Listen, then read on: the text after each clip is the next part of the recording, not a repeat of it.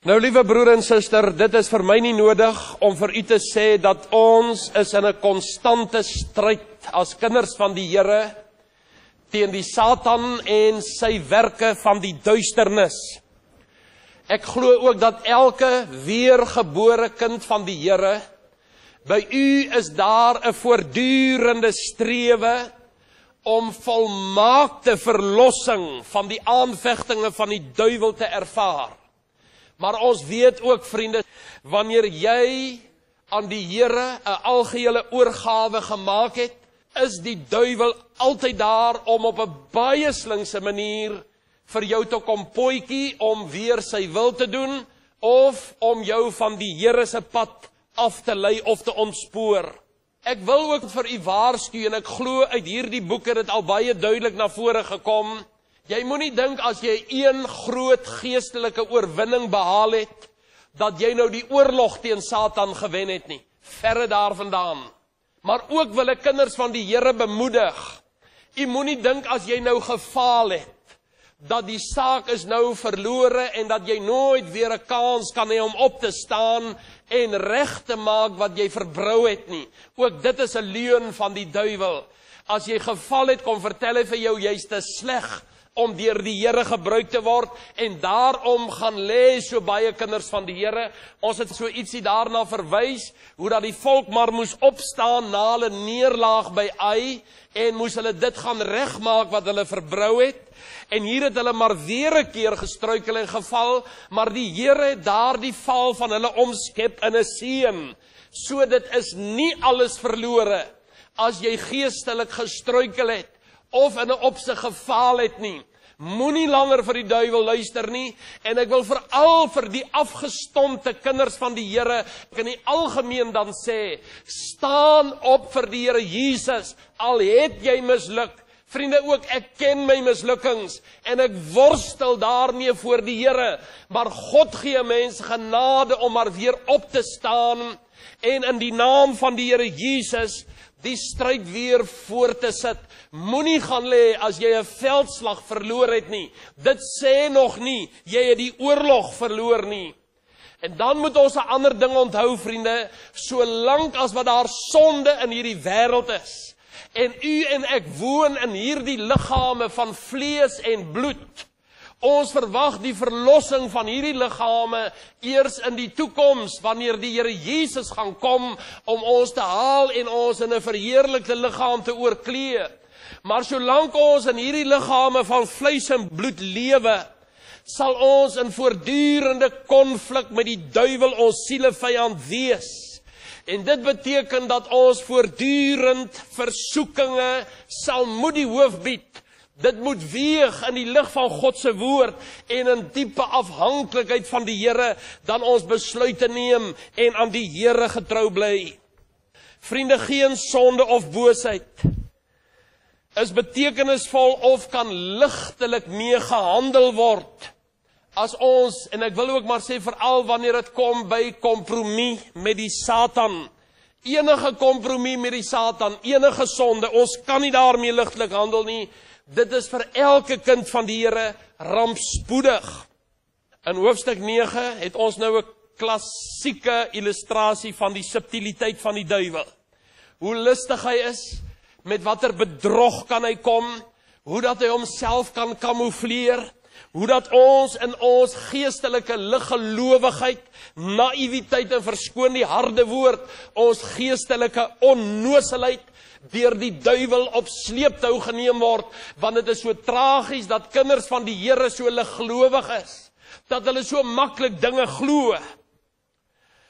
Maar dan sien ons ook, vriende, dank die Here, die soewereiniteit van God in hierdie hoofstuk, wat by magte is om ons foute te overrule, om dit te omskep in 'n seën, dat jy ander kant uitkom, net verryk in die Here, net 'n beter mens, en geestelik eintlik net beter af.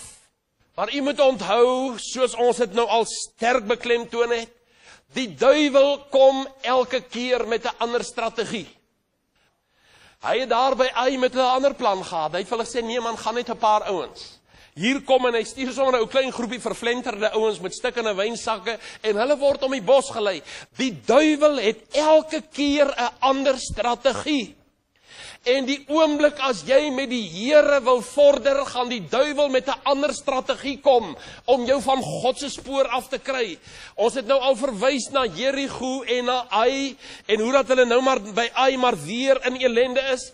Ons het al toe ons oor Elia se lewe met u gepraat het, vir u gewys hoe dat Elia, die een oomblik was hy in oorwinning toe hy die Baal priesters geslag het, genadeloos afgemaai het, en daardie aand hier kry hy 'n ou pink briefie van Isebel en hy ryk na reukwater en hy skrik om boeglam vir hierdie ou vrou se briefie en hy hardloop honderde kilometers daarvan en hy gaan lê onder 'n boom en hy sê ag Here, ek wens ek gaan dood want daai vrou dreig om my dood te maak.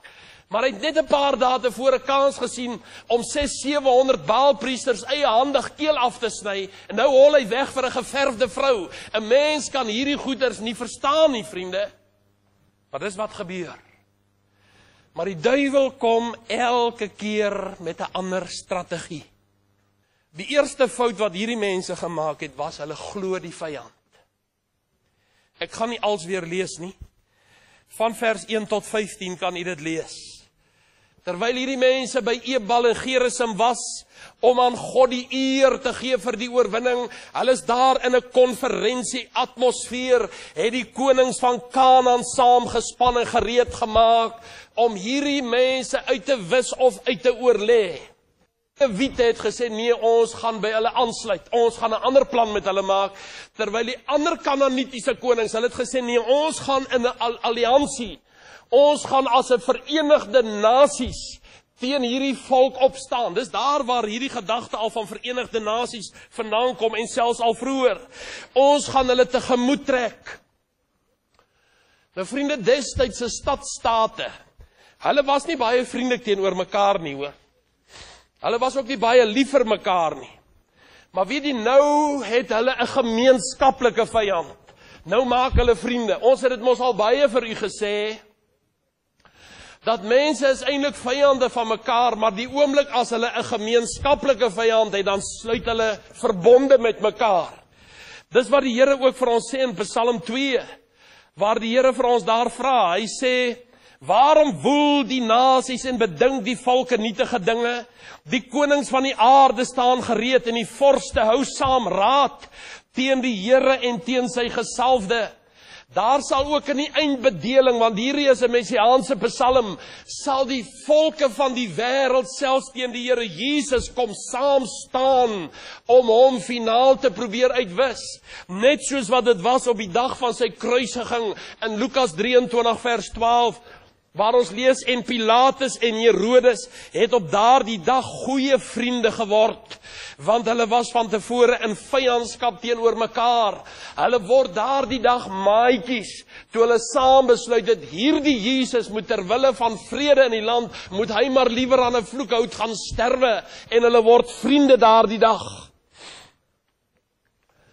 Maar vriende, Israel se grootste bedreiging was nie hierdie konfederasie van nasies in Kanaan nie. God het hulle klaar in hulle hand gegee, hulle het dit ook geweet. Dis nie die groot gevaar, die groot sameswerings teen jou nie. Dis hierdie paar vervlenterde ouens wat hier op hulle bransiek donkies aangery kom, wat jou gevaar is. Wat hier in jou hart 'n jammerhartigheid opwerk, o, kyk hoe lyk die arme mense, hulle is seker van die agtergeblewenes, of ek weet nie wat noem hulle nie, ons moet hulle nou vreeslik jammer kry, met hulle 'n verbond sluit. Te naïef en te dom om te weet, dis 'n set van die duiwel. Vriende, die Satan openbaar hom op verskillende maniere. Hy kom as 'n brullende leeu, sê 1 Petrus 5 vers 8. Dis daai 5-6 groot nasies wat saamspan, is nie maklik om hulle mis te kyk nie. Of hy kom soos 'n sissende slang, sê die Bybel vir ons, daar in 2 Korintiërs 11 vers 3. Hy kom soos 'n slang, so subtiel, so skelm, soos 'n slang. En ons moet wakker wees deur die woord van God en gewapen wees met die woord van die Here. Anders gaan ons om die bos gelei word. Dis interessant, vriende. Ek het vir u gewys in vers 7 en in vers 3. In vers 3 word daar gepraat van die Gibeoniete, en in vers 7 sien ons, hulle was eintlik Hewiete. Weet jy wat beteken Hewiet in Hebreëus? Slang. Dis 'n slang. Hier kom hulle aan, hierdie slange. En ons is te dom om hulle raak te sien. En wie, dis nie die eerste maal wat die Israeliete se paaie met hulle gekruis het nie. Baie jare gelede. Het Jakob se seuns ook met hulle 'n potjie geloop. Nou ek weet, dit was vir Jakob natuurlik jare later nog al die tyd 'n bron van groot ergernis en verdriet. En dit was dat hierdie Hewiete het Dina, Jakob se dogter, verkrag. Ek het al met u daaroor ook gepraat. 34 vers 2, Genesis 34. Toe Sichem, die seun van Hemor, die Hewiet, die vors van die land, haar sien, het hy haar gegryp en met haar gemeenskap gehad en haar onteer. En weet jy, toe gaan Jakob se ander seuns, Simeon en Levi, en hulle doen 'n ding, hulle gaan ewe slings na hierdie Hewiete toe en sê, hoor hierso, nee, alright. Julle het nou ons, my sussie verkrag, maar nou moet julle met ons ondertrou, julle moet nou ons swaars word, maar voor julle dit kan doen, moet julle laat besny. En hulle doen dit, en toe hulle in pyn was, sê die Bybel, toe oorval Simeon en Levi hulle daar die stad, en hulle maak al die mans, en alles in daardie stad dood, en die gruwel wat hulle aangedoen het, hulle kap selfs die beeste se haakskeensenings af, in hulle woede, oor hulle sussie wat verkrag is.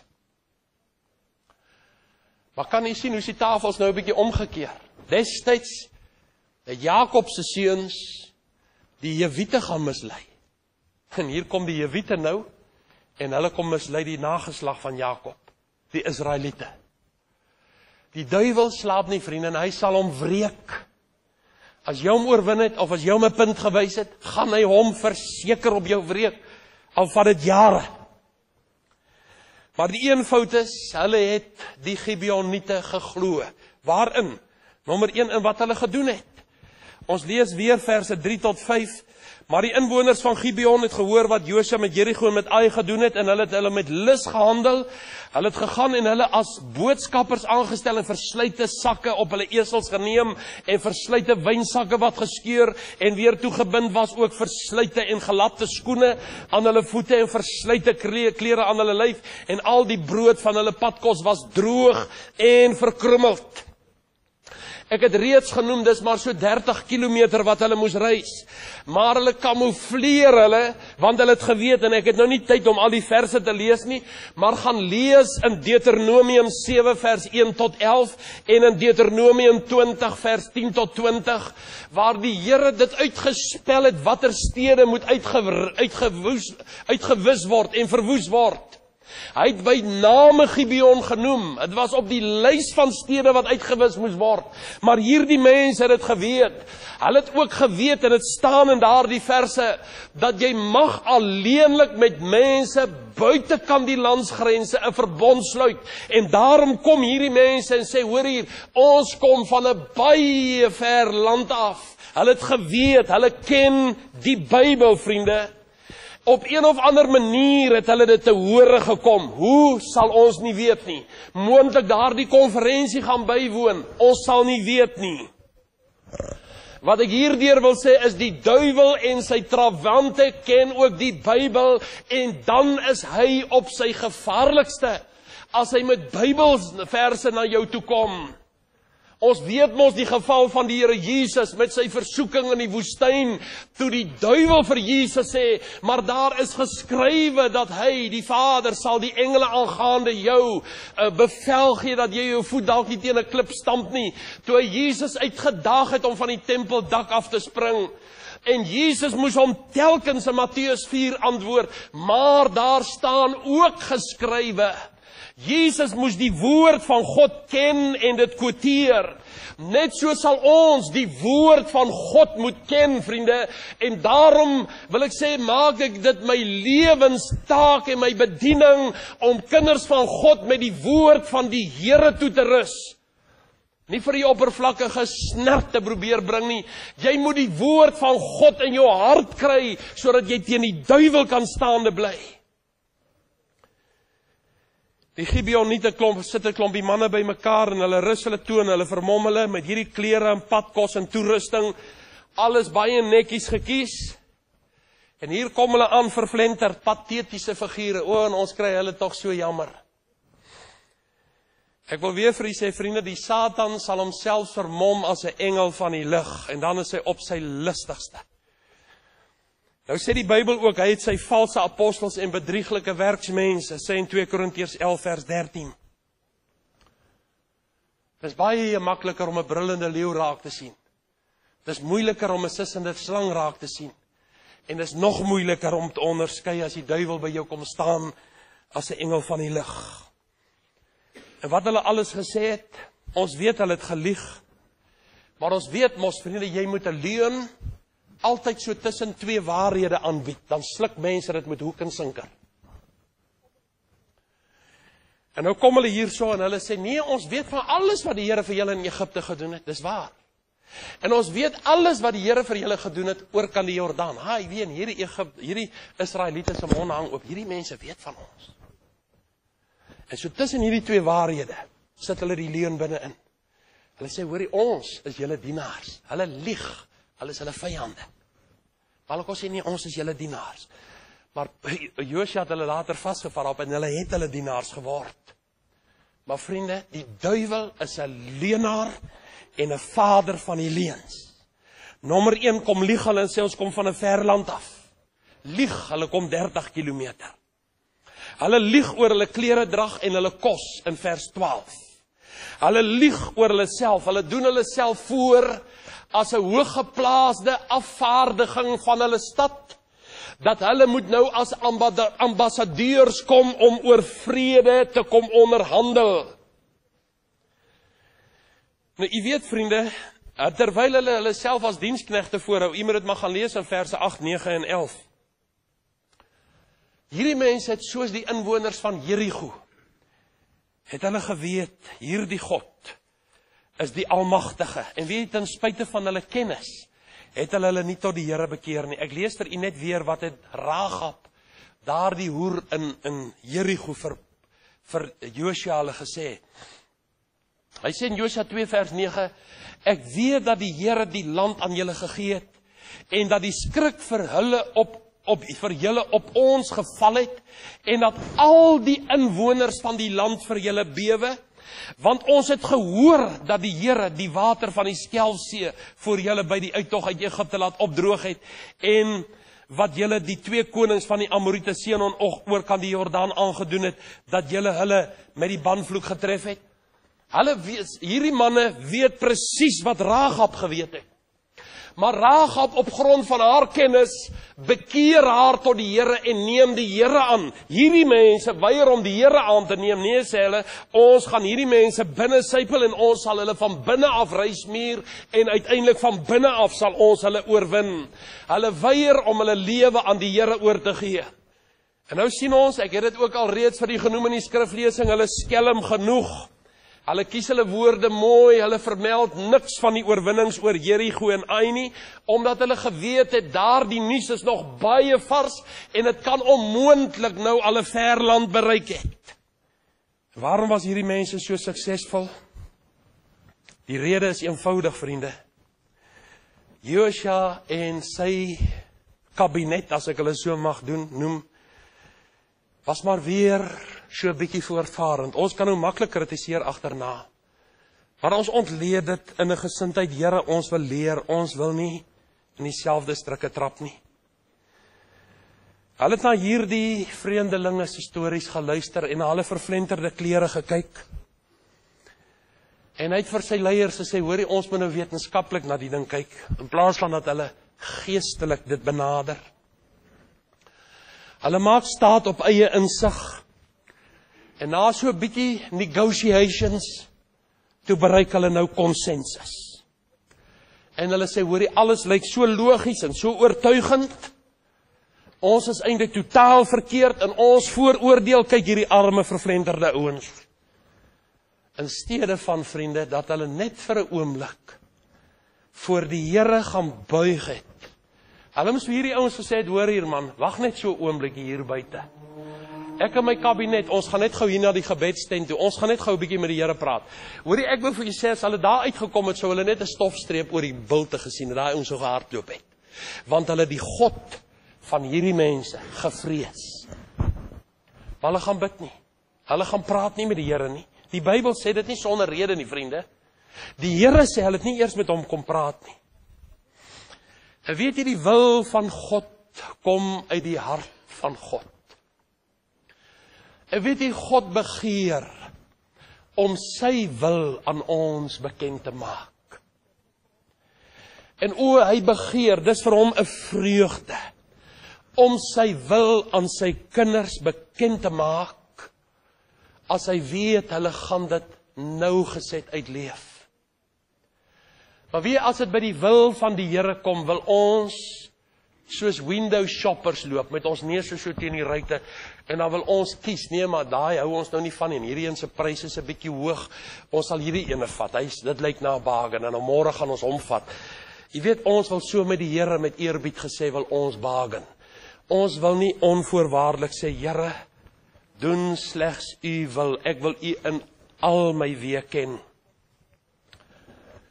Jesus antwoord hulle en sê, my leer is nie myne nie, ek lees Johannes 7 vers 16, maar van hom wat my gestuur het, hoor nou hierdie woorde, as iemand gewillig is, die oorspronklike taal sê, as iemand gedetermineerd is, om sy wil te doen, sal hy aangaande die hele leer weet of dit uit God is, en of ek uit myself spreek.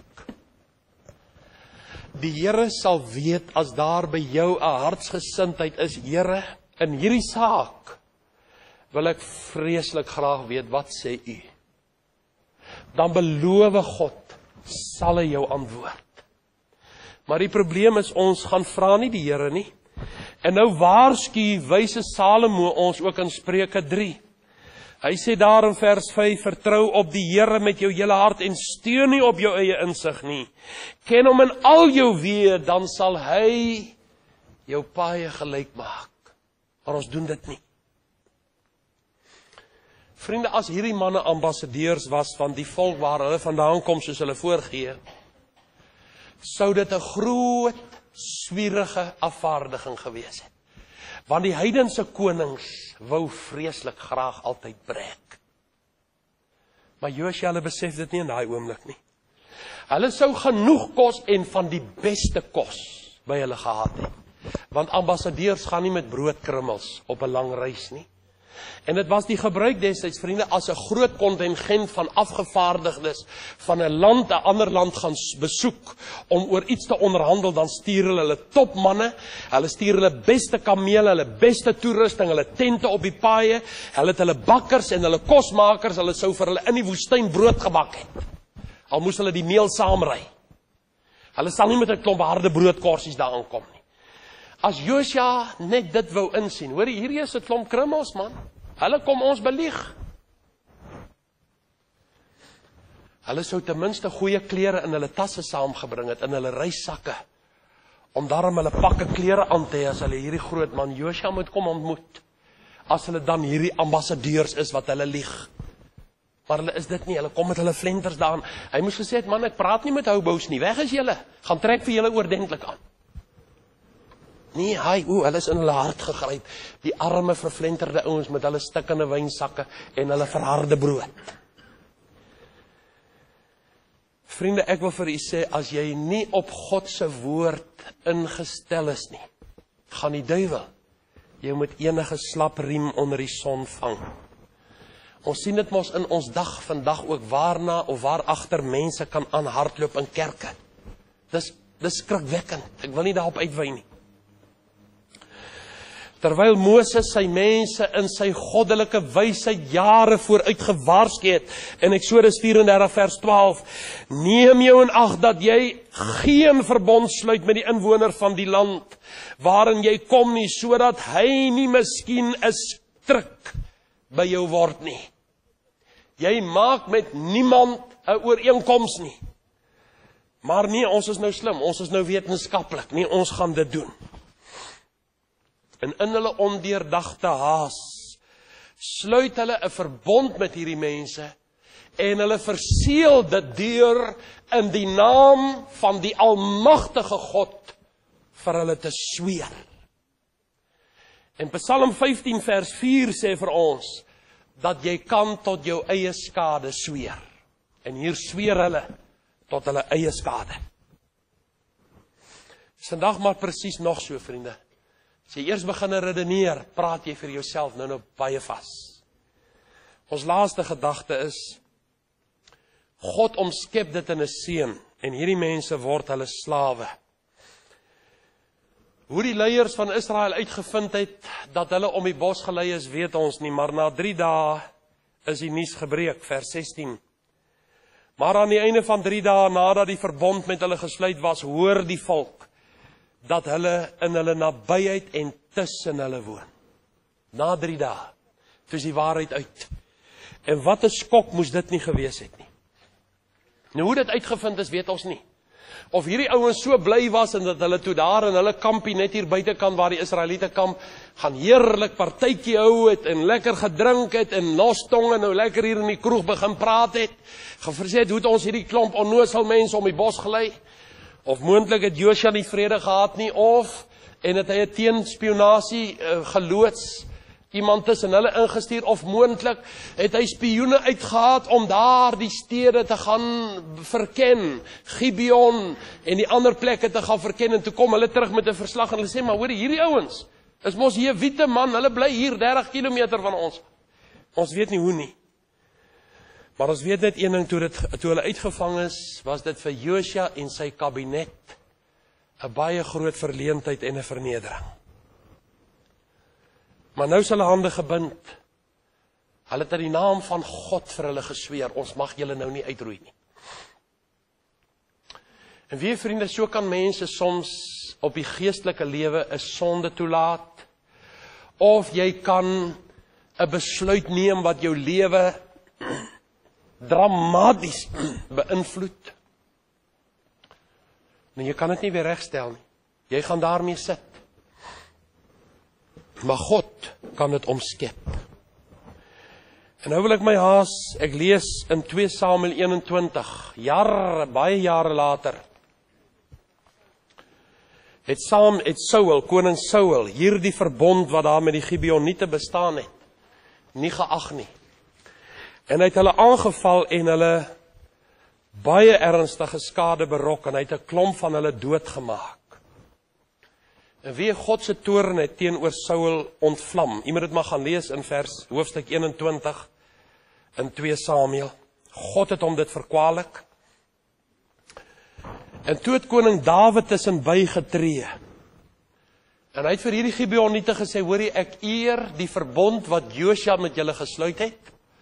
Ek vra verskoning vir die vergrype van Saul. Sê vir my, wat moet ek doen? Toe sê hulle, ons wil 7 seuns van Saul hê, ons wil hulle doodmaak. En Dawid het dit gedoen.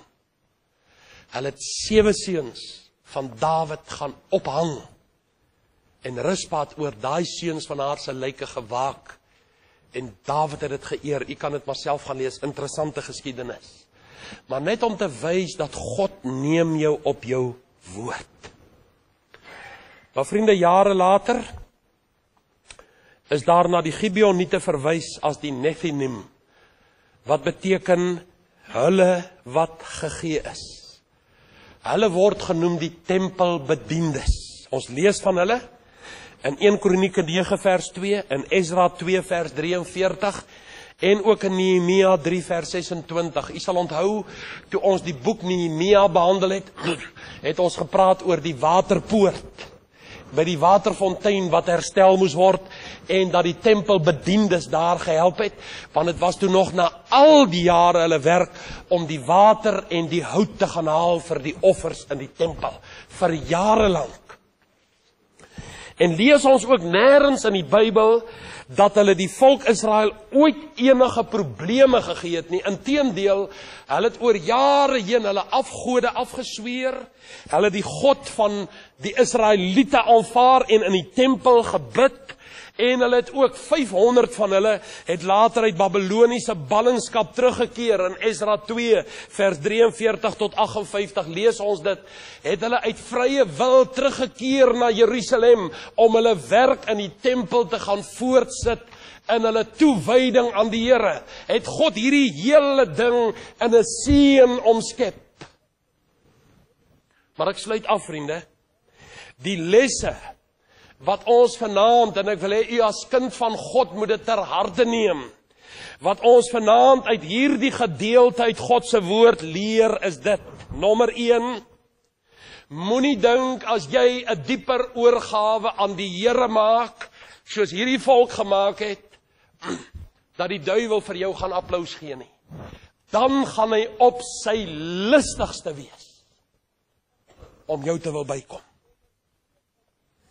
Moet nooit onder geen omstandighede in ewigheid op eie insig staat maak en met 'n sogenaamde wetenskaplike benadering of jou common sense geestelike dinge beoordeel nie. En dan leer dit ons wat Jeremia 9 vers 4 ook sê, glo niemand nie. As jy die veiligste. Moet niemand glo nie. Nie eers 'n broer nie. Die Bybel sê dit, ek sê dit nie. Jy moet niemand glo nie. En dan 'n ander les wat ons leer is, onthou, kennis van die woord en toepassing van die woord van God is my enigste geestelike behoud. Want die woord van God bring lig vir my pad en is 'n lamp vir my voet. En dan, ons weet ook, dat God kan, vriende, as ek my fout erken, kan die Here my fout omskep in 'n seën. Maar dan moet ek my mislukking voor die Here kom erken. En dan ten laaste, as jy gefaal het, alles is nie verlore nie. God gee altyd weer 'n kans. As jy net eerlik voor God wil kom buig. Mag die Here u help om hierdie paar lesse vir u self ter harte te neem. Amen.